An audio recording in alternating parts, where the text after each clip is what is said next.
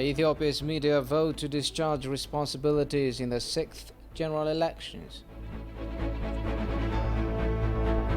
And various nations observe 2021 New Year celebration under COVID-19.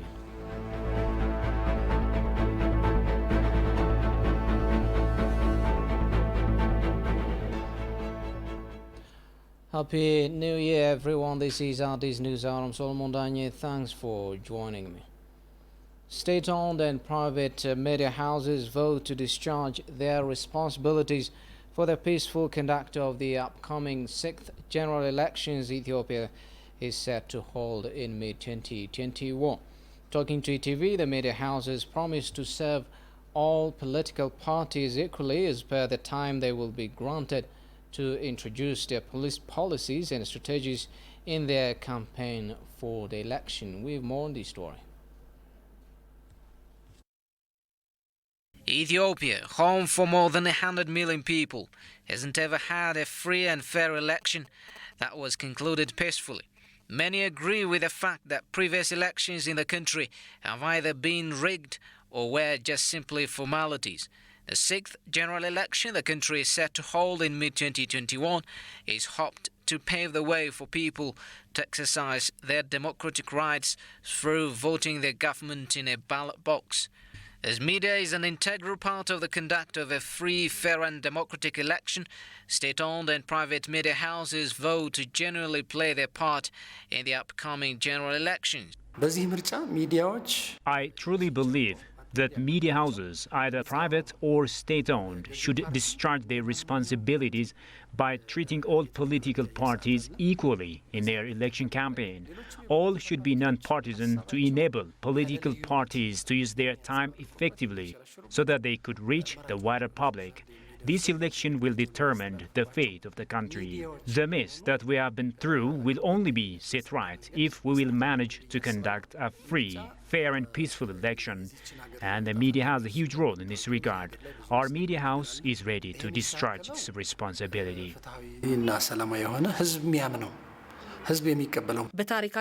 There should be the zeal from the media house to play a decisive role in the peaceful conduct of the upcoming general elections. We all should be ready to see the first ever free and fair election in this land.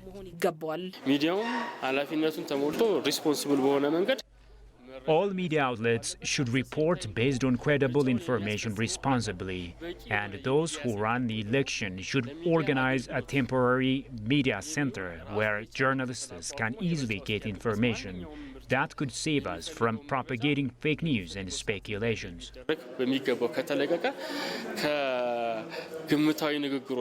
As per the schedule of the National Electoral Board of Ethiopia, political parties will kick off media campaigns as of the coming February.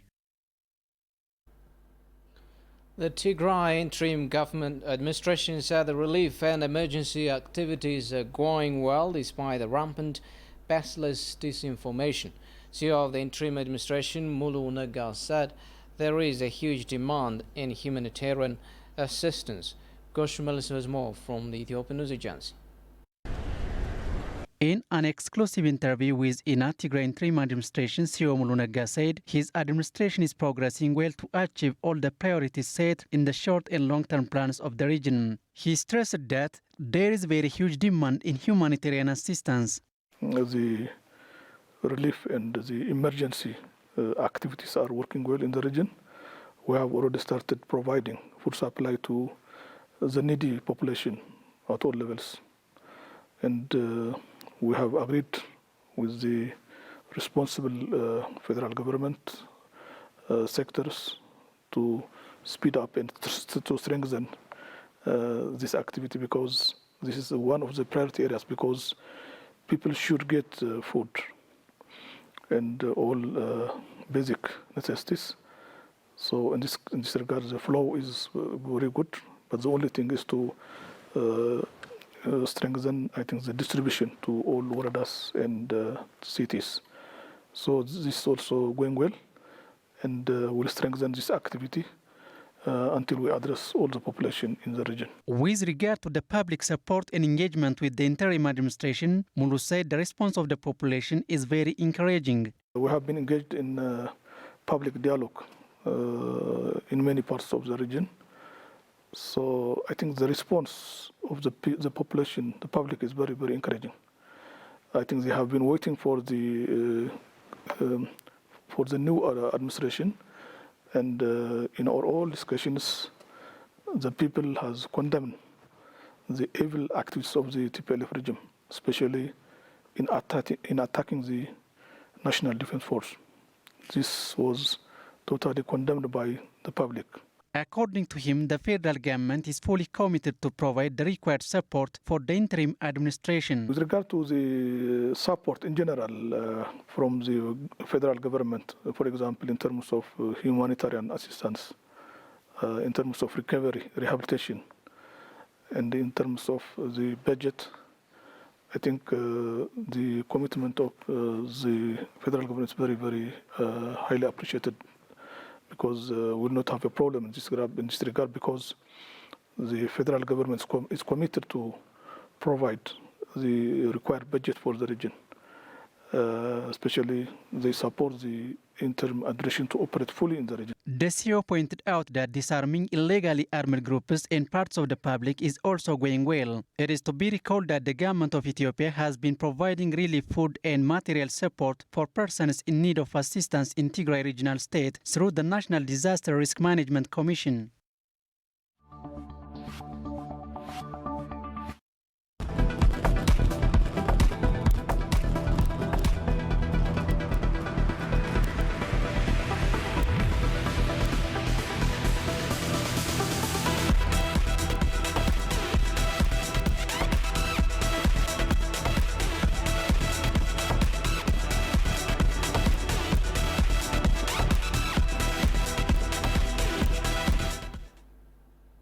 Ethiopia's Transport Minister Dagmawit Moges discussed with two Chinese diplomats on ways of further strengthening bilateral cooperation with an emphasis on railways projects.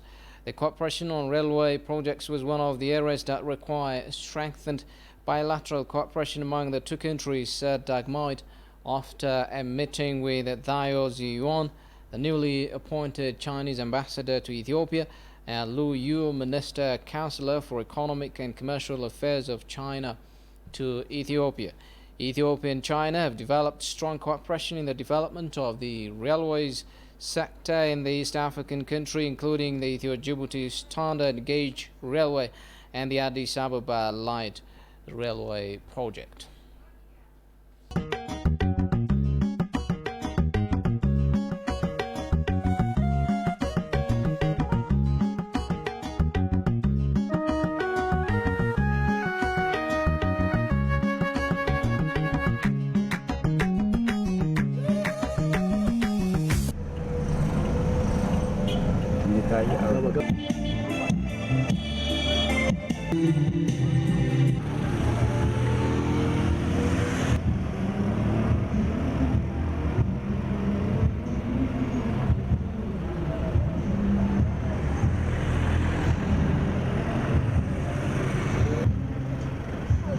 በተለይ ከ4 ዓመት ወዲህ የመጡ ለውጦች አሁን በ4 ዓመት የተሰራው ስራ ወደ ኋላ ባሉት ዓመታት ቢሰራ ምን ያህል ይሆን ነበር? ደስ የሚሉ ጅምሮች አሉ።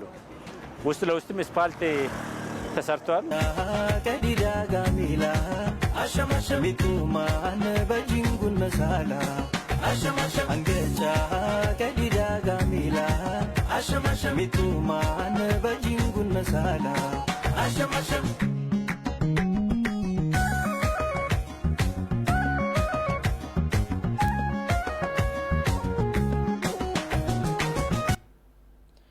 Welcome back. You're watching Addis News Hour. Addis Ababa Deputy Mayor Adanech Abebe says it is high time to keep in pace with technological advancement that help modernize the bureaucracy system.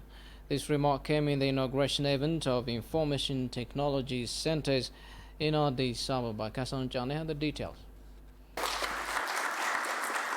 Ethiopia strives to modernize its bureaucratic system underpinning with technology advancement. Information and communication technology centers are thus being constructed in Addis Ababa as part of the initiative. Kirkos, Arada and Kolfe Qaranio subsidiaries got the opportunity today, getting the green light to accessing information and communication technology centers. The information and communication technology infrastructures were built at a total cost of 294 million baht to provide network services to 18 waradas. During the inaugural ceremony, Addis Ababa Science and Technology Agency Director General Abraham Sarmolo stated that the development of infrastructure will significantly reduce labor and time consumption.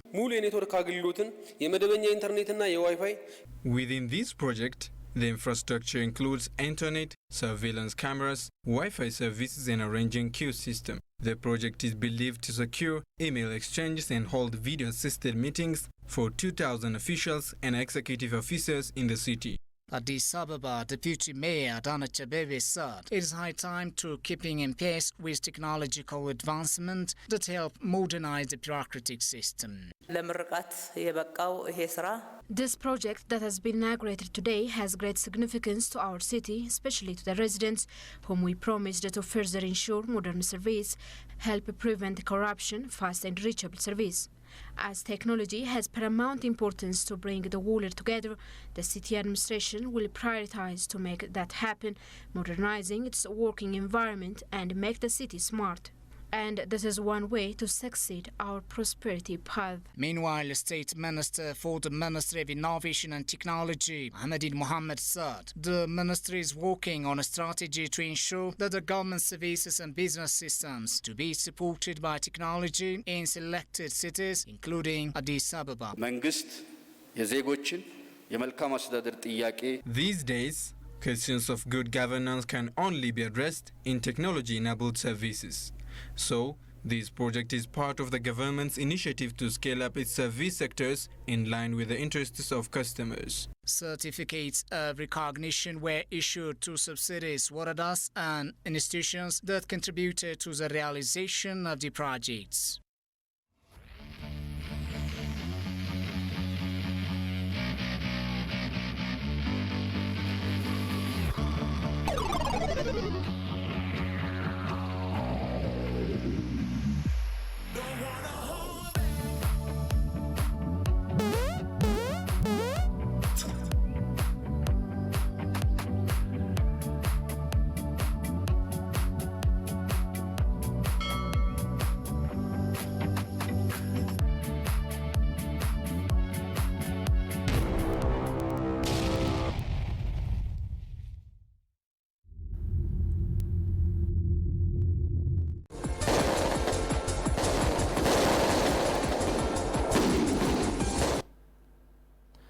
Foreign media outlets that are still propagating erroneous information about Ethiopia clearly show the whole world the fact that they can't report objectively and professionally.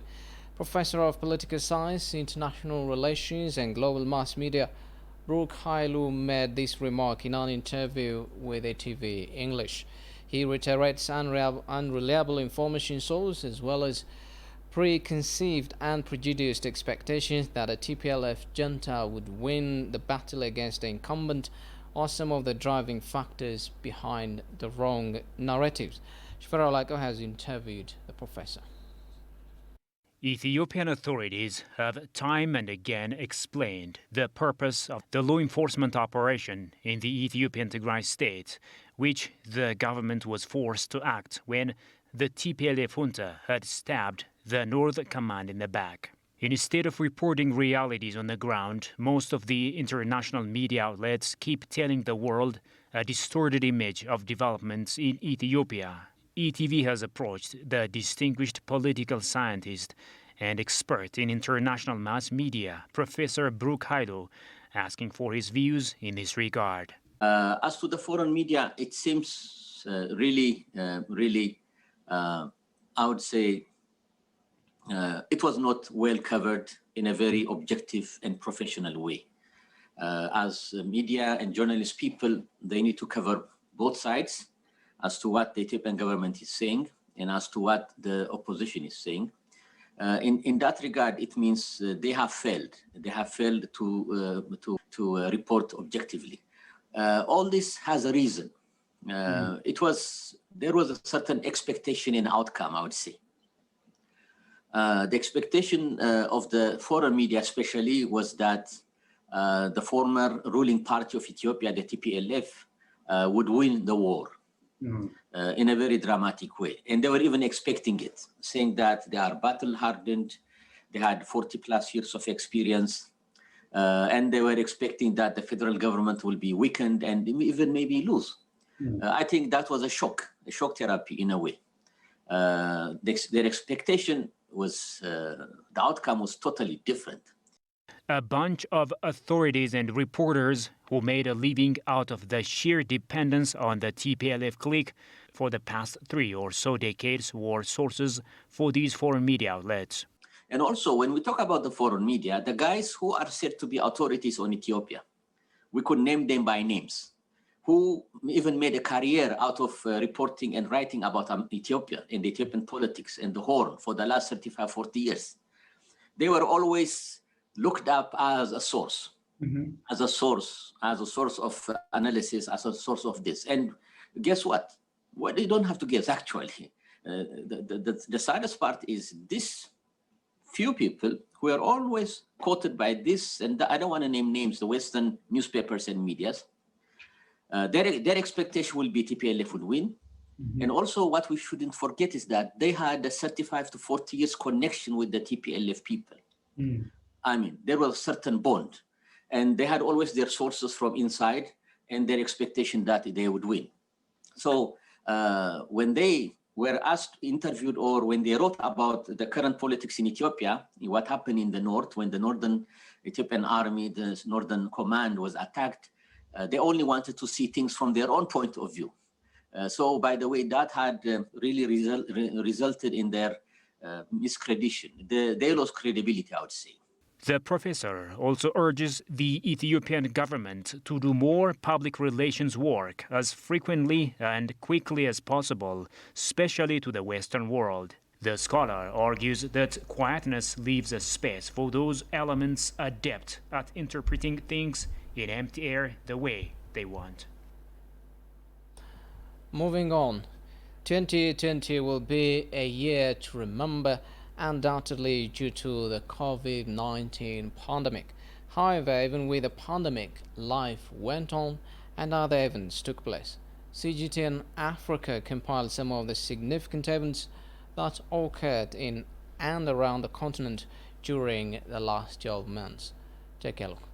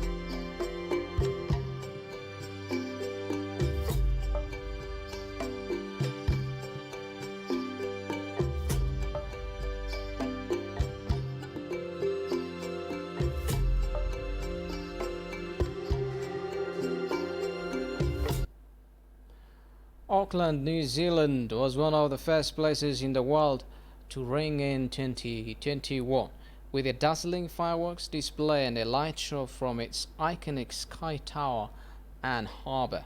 While many countries restricted gatherings and cancelled their traditional New Year celebrations due to the coronavirus pandemic, Auckland's residents were able to ring in the New Year to watch the show in person.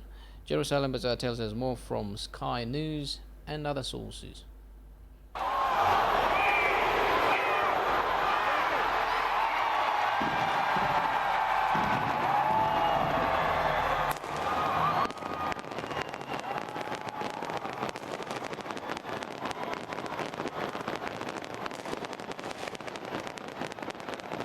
New Zealand welcomes 2021 as one of the first countries to celebrate the New Year. Thousands of people are in Victoria, St West and Central Auckland and get a close-up view for the fireworks display that went off at midnight from the Sky Tower.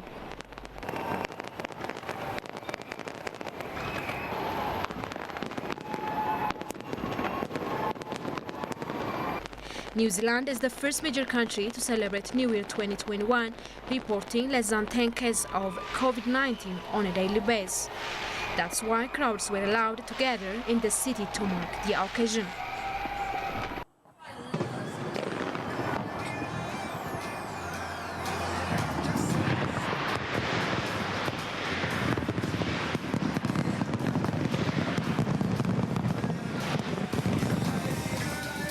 This is what the world has come to expect from Australia, voted one of the greatest pyrotechnic shows on Earth.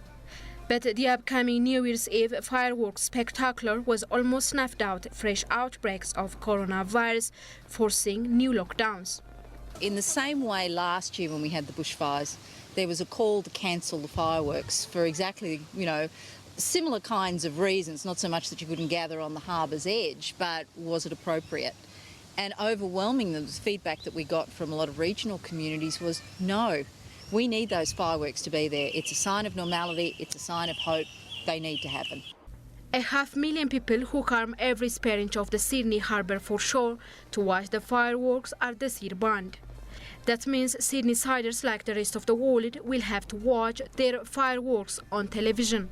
But little wonder these fireworks are seen as such a sign of hope.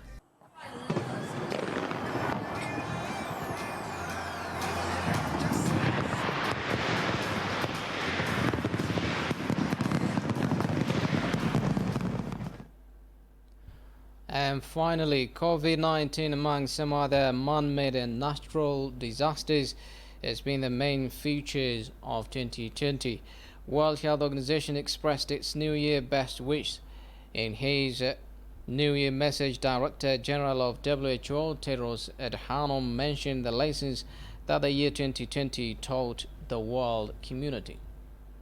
My brothers and sisters, the events of 2020 have provided telling lessons and reminders for us all to take into 2021.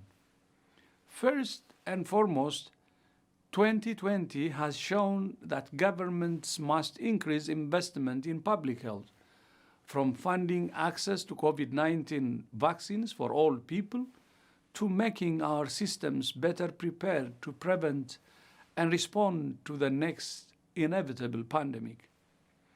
At the heart of this is investing in universal health coverage to make health for all a reality. Second, as it will take time to vaccinate everyone against COVID-19, we must keep adhering to tried and tested measures that keep each and all of us safe. This means maintaining physical distance, wearing face masks, practicing hand and respiratory hygiene, avoiding crowded indoor places, and meeting people outside. These simple yet effective measures will save lives and reduce the suffering that so many people encountered in 2020. Third, and above all, we must commit to working together in solidarity as a global community to promote and protect health today and in the future. The director mentioned that all mankind practically saw both the good and bad things that humans are capable of doing. He expressed his and WHO's best wish with questions to be answered by the entire world community and made clear that his optimism of the coming time in several aspects. In 2020, a health crisis of historic proportions showed us just how closely connected we all are. We saw how acts of kindness and care helped neighbors through times of great struggle. But we also witnessed how acts of malice and misinformation caused avoidable harm. Going into 2021, we have a simple yet profound choice to make. Do we ignore the lessons of 2020 and allow insular, partisan approaches, conspiracy theories, and attacks on science to prevail, resulting in unnecessary sufferings to people's health and society at large? Or do we walk the last miles of this crisis together, helping each other along the way, from sharing vaccines fairly to offering accurate advice, compassion, and care to all who need as one global family? The choice is easy. There is light at the end of the tunnel, and we will get there by taking the path together. WHO stands with you. We're family, and we're in this together. I wish you and your loved ones a peaceful, safe, and healthy New Year. Before we go, a reminder of our top stories. Ethiopia's media vote to discharge responsibilities in the 6th general elections.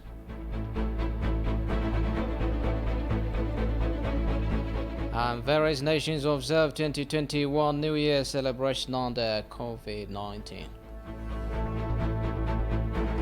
Well, that's it for the news. For me, Solomon Dang, and the rest of the English team here in the studio. Thanks for watching. Have a good day.